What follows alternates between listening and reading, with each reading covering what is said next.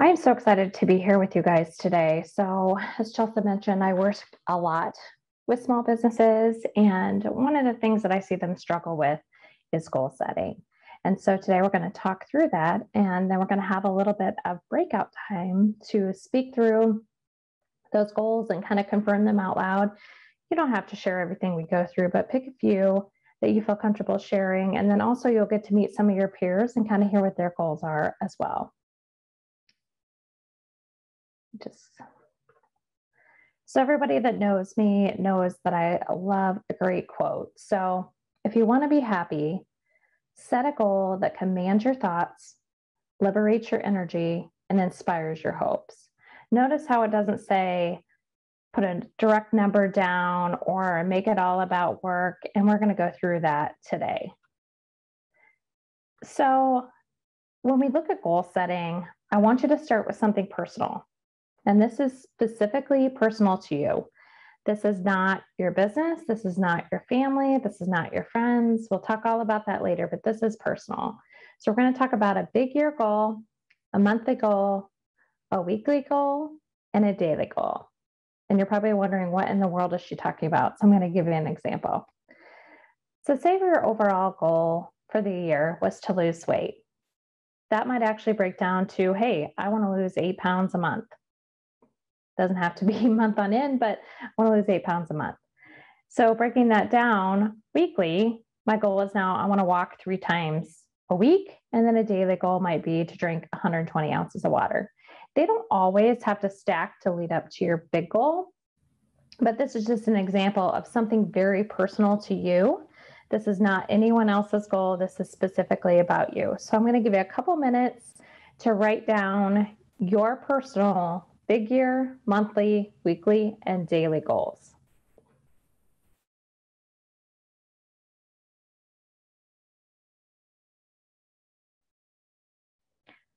All right, I see some heads coming up, so we'll move on. So the next goal, notice it's not business. The next goal is going to be that emotional support person. This could be a spouse, a partner, a boyfriend, a girlfriend, a really good friend that you talk to on a daily basis, someone who is emotionally supporting you on a daily basis that you're really connected to and rely on for that. It doesn't have to be daily, but someone you really rely on for emotional support. So again, we're going to set a big year goal, monthly goal, weekly goal, and daily goal. And I will, don't worry, give you some examples. So a good example is I want to take a trip to Kansas City with this person. A monthly goal might be we just need 1 weekend a month and we're going to go on 1 date night. A weekly goal might be to actually stop and talk about your dreams. Like, what are you dreaming about? Where do you want to go? And a daily goal might just actually be to say thank you. So I'm going to give you just a couple of minutes again to take that time and write down that goals for this piece.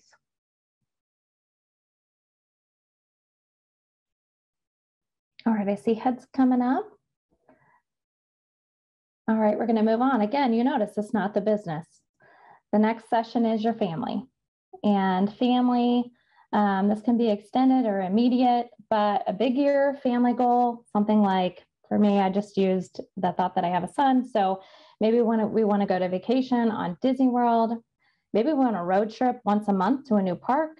Maybe we actually want to eat dinner at our dinner table, which is a hard goal for us to hit right now at 3 times a week. And maybe our daily goal is that we read a chapter of a book together every night. So what is your family goals? And honestly, I'm going to put pets in the family, because I had somebody tell me they were feeling so guilty that they got a dog and they couldn't take care of the dog. And so I said, that is your family. So go back and write goals that you want to do with your family pets too. So whatever that family word means to you, I want you to think of those same goals.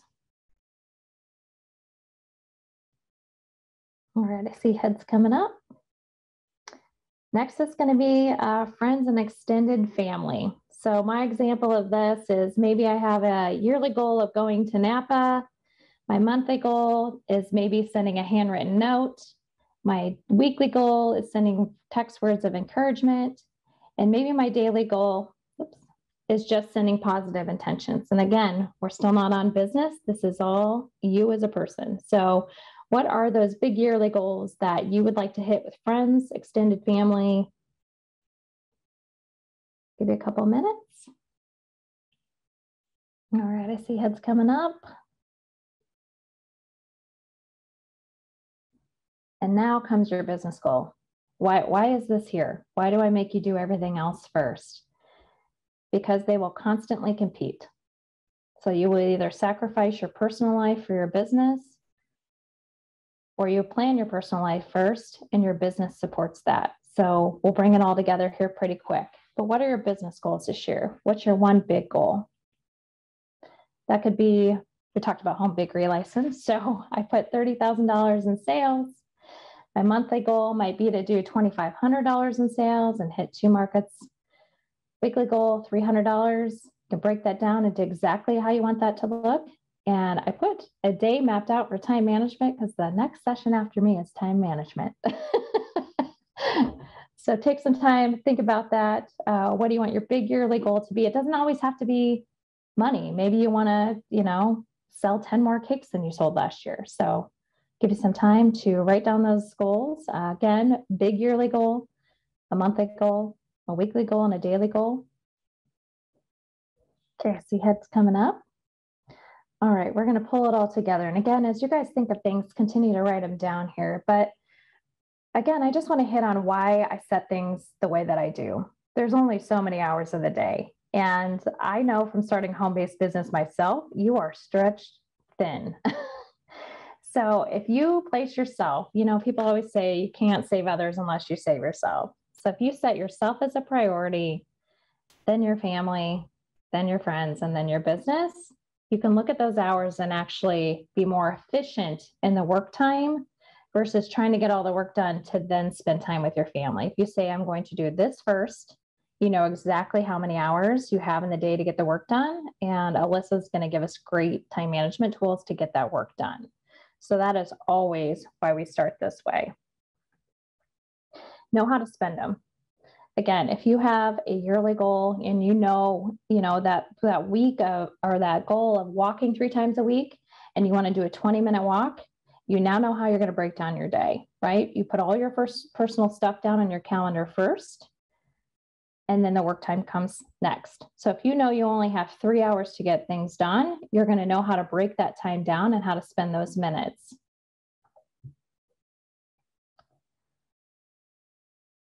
Let's write this here. It gets down to hours that are left and how to make them hourly. So everybody I talk with, I always say, what do you want to make hourly? And they look at me sideways. You've already had your yearly goal. Most of you probably put an amount or how many cakes you want to sell or whatever. So if you fill out your hours, you've got your time, your personal, your emotional support, your family, your friends first, and then you have how many hours you have left that you can actually work in a day. And you now have a number to put to that. So say you said $30,000, you break that down by 12, you break that down by 4 weeks. And you now know that I only actually have 5 hours a day I can work because I need to pick up the kids or the kids have soccer or whatever, because you put them down as a priority. You now have an hourly rate. So say that broke down to $600 a day you needed to produce, but you only have 5 hours to produce it. You now have an hourly rate that you need to make. This actually helps you figure out who the clients are, why they're a good fit, and who you want to work with. Otherwise, if you're not charging enough and the hours you have left, you're never going to hit your goal and you're going to continually resent what you're doing. So in order to make everything work, and I have worked with entrepreneurs now since 2012, the biggest thing I see is they hit burnout. And why do they hit burnout? Because they're not having their personal life, their business is taking it over, and they're now resenting the business. So if you actually break that down to get you to set those personal goals and everything first, you will lessen your chance of burnout because you're actually charging enough for your hourly rate instead of lessening that and now having to lose hours to your family or your personal life. You now would just know what to say yes or no to. So if somebody comes to you and says, hey, I want you to donate 500 cookies, and it's going to pull you away from your kids' weekend trip, are you going to say yes or no? You don't have more rules to your game. So that is the reason that I do it that way. We are going to actually put you, you'll resent the business if it pulls you from your personal life. And I see this over and over and over again. So when people get stressed out or they're feeling burnout, it is usually because they're being pulled away from their family. But if your family goes down first, and Chelsea's been through this, if I make you put down your family first, you find the hours to actually back in and get the work done. So what we're going to do is we are actually going to go into a breakout, because again, I want you guys to be able to meet each other today. A lot of you are going through the same things. And I think the best part of the bakery industry is getting to know your peers and having that support system, and also people that can share ideas. So what works for you? How did you set your goals? What are you feeling? And I know there's a lot of new people on this call as well. So asking those questions of people that have been at it for a while will help you kind of figure out what you want your goals to be. So I'm going to stop sharing here for just a second. All righty. Well, welcome all back. Hopefully that wasn't too scary saying those goals out loud. I know that can be challenging, but I also hope you got a little bit of time to meet some people and kind of see where they're at on their journey. So just coming back, a couple of things here. I'm going to share screen again.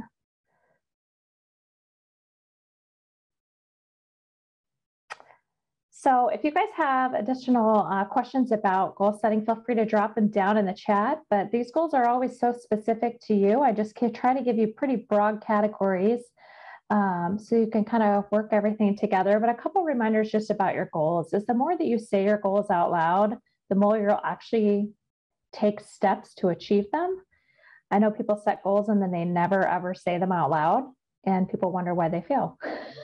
So tell them to as many people as you can. This group's a great group to hold you accountable for those goals. If you need a private mentor on one goal, I'm here. Everything I do is confidential. If you need me to hold your feet to the fire or need some plans to actually get to that goal, I'm here for you. The biggest thing about goal setting, make sure they're obtainable. If you say you're going to go to Disney and Disney is not the way you want it to be with the time frame, don't set that as your goal. So make sure they're very obtainable goals. Again, and we know $35,000 if you're a home baker, you can't really set a goal for $52,000 above that. So obtainable goals. And then the biggest thing is, just like we did, when you come back next week, early in the morning, we're going to put you back into breakout groups just for a really short time, just to do a check-in on those goals. So make sure you keep them near you. So next week that you can talk about, maybe you haven't changed a goal, but what have you achieved? We've got those daily goals set. So how are you doing on those? And just to check in with you guys. So does anybody have any questions? If you want to, you can raise your hand and join the chat. If not, that is completely fine.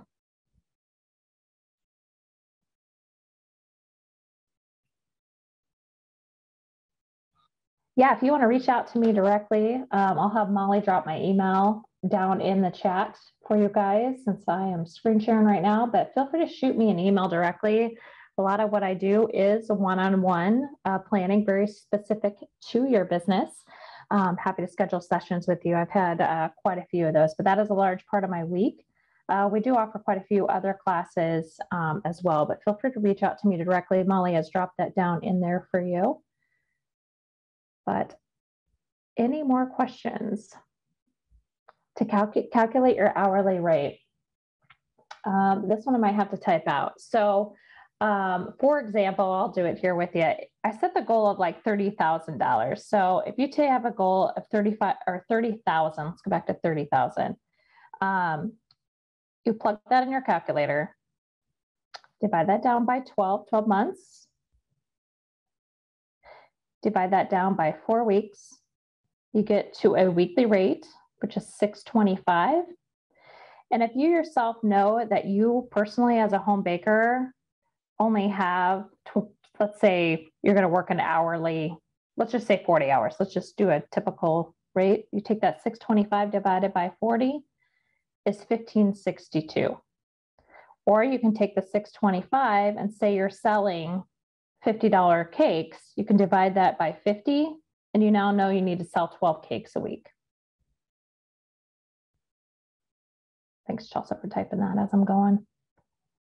So you can either do it by product, you can do it by hourly, but I always tell people, like, if somebody wants to approach you and ask you to do something and it does not meet your hourly rate, that gives you permission to say no.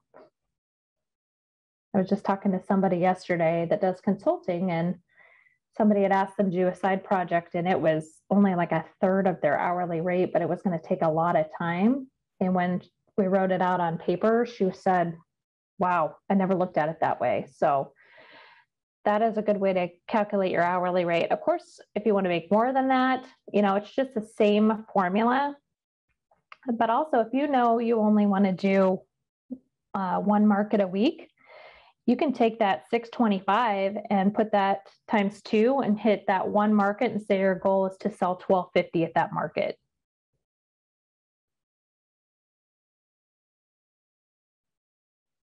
All right. Again, biggest thing to me is make sure they're obtainable. I really want you to set goals you can achieve. The worst thing you do is if you set goals and they're not achievable, you will give up. And again, I really want you to focus on those family goals first. There's very specific strategic reasons why we do that, so that those personal needs are met first and not competing with the business. So we are going to wrap up this session. Again, if you have questions, again, I'm on here all day. And again, my email's in the chat. Feel free to reach out to me. I'm happy to help you work towards a plan to achieve those goals. But we have been sitting here a very long time. So I am going to put you guys on pause here for a minute. Feel free. We've got until 11 o'clock for you guys to get up, use the restroom, grab a drink, more coffee, whatever you need. And we'll get the next speaker situated to go. We'll be back on here at 11. So feel free to take a quick break, and we'll see you back here at 11 o'clock.